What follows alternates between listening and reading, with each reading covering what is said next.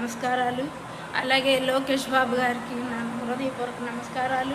సభను అలంకరించిన పెద్దలకి, మరి ఎదురుగా ఉన్న అందరికీ నమస్కారాలు. నేను ఒక గృహిణి.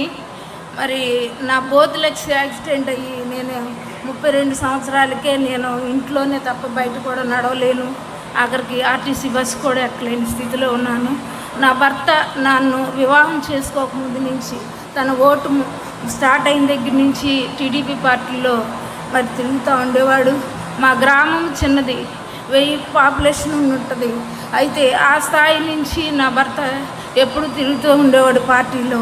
మరి గ్రామ పార్టీ నాయకుడి దగ్గర నుంచి మరి గ్రామ పార్టీ నాయకుడు, మరి అలాగే మండల పార్టీ అధ్యక్షుడిగాను, మరి అలాగే మరి పెద్దలు మరి కష్టపడినందుకు ప్రతిఫలం ఉంటుందని తదేకంగా మరి బాబు గారు చెప్తున్నట్లుగా మరి కష్టపడినందుకు నా భర్తకి మరి మండల పార్టీ అధ్యక్షుడిగా కాదు కానీ మళ్ళా మార్కెట్ యార్డ్ చైర్మన్గా కూడా ఇచ్చారు.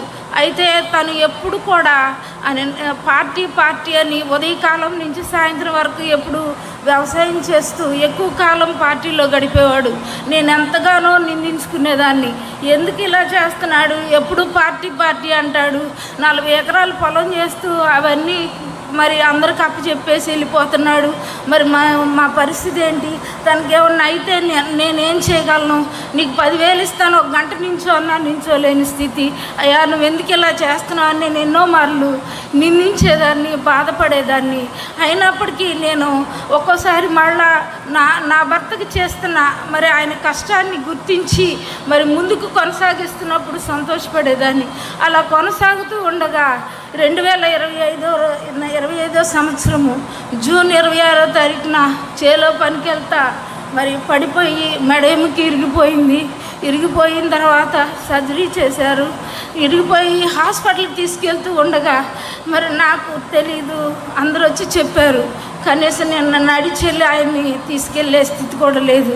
అప్పుడు అందరూ సహాయం చేసి తీసుకెళ్తుంటే అప్పుడు అన్నాడు, అమ్మా అన్నకు ఫోన్ చేయి, బొడప్రసాద్ గారు ఫోన్ చేయి అంటున్నారు.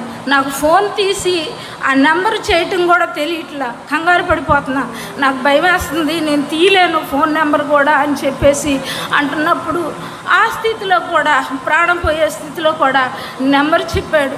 నెంబర్ చెప్పి అన్నకి చెప్పు దెబ్బ తగిలిందని అనగానే నేను ఉదయకాలం 6:30కే ఫోన్ చేశాను. ఉదయకాలంలో పడితే ఫోన్ చేసినప్పుడు సార్ నా హస్బెండ్ ఇలా పడిపోయాడండి, మేము హాస్పిటల్కి తీసుకొస్తున్నాం అంటే, అమ్మ పలానా హాస్పిటల్కి నువ్వు తీసుకురా, నేను వచ్చేస్తున్నాను అన్నారు.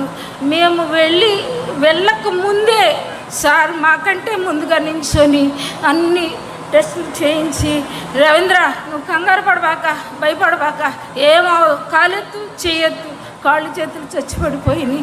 నేను అలా నించొని ఉంటే, అమ్మ నువ్వు అలా కంగారు పడబాక, ఏమవదు, నేనున్నాను అని చెప్పి మరి పార్టీ వాళ్ళు అందరూ వచ్చి ఎంతగానో సహకరించి చేశారు. చేయటమే కాకుండా సర్జరీ చేసిన తర్వాత మరి ఆయన చనిపోయినప్పుడు నేను చాలా దుఃఖపడ్డాను. నేను అనుకున్నదే జరిగింది. మేము నిస్సహాయులమే.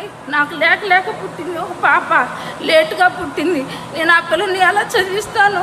ఒక పక్క నేను చనిపోయాడు, నేనేం చేయగలను? నాకు ఎట్లా ఆదరణ దొరికిద్దని నేను బహు దుఃఖంగా ఉన్నప్పుడు నా భర్తకి అన్నదమ్ములు 2, పెద్ద ఆయన చనిపోయాడు, 2 ఈయన కూడా చనిపోయాడు. నేను ఏం చేయగలను? నాకు ఆదరణ ఎలా ఉంటుంది, ఎలా జరిగిద్దని నేను దుఃఖపడుతున్నప్పుడు నాకు ఎమ్మెల్యే గారి కుటుంబము ఈ రోజుల్లో చనిపోతే దండేసి దండం పెట్టుకొని పక్కకి వెళ్ళిపోతారు ఫోటోలు తీసుకొని. అలాంటి రోజుల్లో నాకు ఎన్నో మార్లు బోధించేవాడు. పార్టీ అంటే ఏమనుకుంటున్నావు, నమ్మకము, అండ. ఆ పార్టీ ఉంటే ఎక్కడైనా బ్రతకగలము. మనవాడు అనేవాడు ఉంటే వడ్డిచ్చేవాడు, ఎక్కడ కూర్చున్నా అన్నీ వస్తాయి అని చెప్పేవాడు. ఇవన్నీ నేను గమనించుకునేదాన్ని కాదు. నా భర్త చనిపోయినప్పుడు తెలిసింది అండ అనేది ఏంటి అనేది, ఆ విలువ ఏంటి అనేది.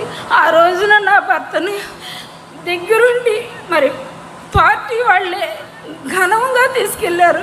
నా జీవితంలో నేను మర్చిపోలేను.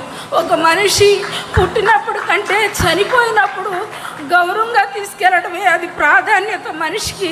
ఆ పుట్టుకకి విలువ, ఆ విలువను నా కుటుంబంగా తెలుగుదేశం పార్టీ ఉండి నాకు సహాయం చేయటమే కాదు, కానీ మా పాప సార్ని పట్టుకొని, సార్ నేను మరి మా అమ్మగారు బయటికి వెళ్ళలేదు, నేను చదువుకోను, నాకు ఏదన్నా చిన్నపాటి ఉద్యోగం ఇప్పించంటే పొరపాటును కూడా ఆ మాట మాట్లాడొద్దమ్మా, నీకు మేము చదువుకోవడానికి ఏర్పాటు చేస్తాము, నేనే చదివిస్తాను, కానీ నువ్వు అలాంటి ఆలోచన చేయొద్దని చెప్పి అన్ని రకాలుగా నా కుటుంబానికి అండగా ఉండి నాకున్న పరిస్థితులన్నిటినీ సెటిల్ చేసి, నేను ఎప్పుడు కూడా ఆ పార్టీ ఆఫీస్కి వెళ్ళి అయ్యా నాకు సహాయం చేయని ఎప్పుడు కూడా నేను అడగలేదు, వెళ్ళలేదు కూడా.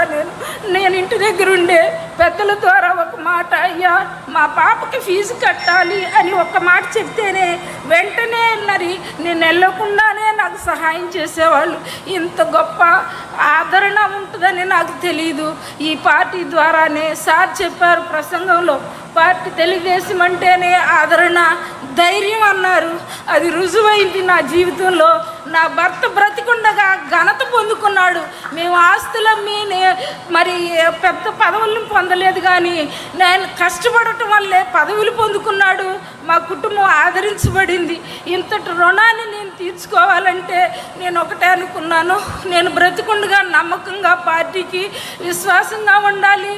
రెండోది, నా వంతు నేను నా పరిధిలో నేను ఎవరికైనా సరే మోటివేట్ చేసి తెలుగుదేశం వైపు మలిచే స్థితిలో ఉండాలి అని నేను నిర్ణయించుకున్నా. ఈ అవకాశం ఇచ్చినందుకు నేను చంద్రబాబు నాయుడు గారిని ఎప్పుడు చూడలేదు, ఫోనుల్లో చూడటమే తప్ప, ఎందుకంటే నేను నడవలేను, జనంలో చూడలేను.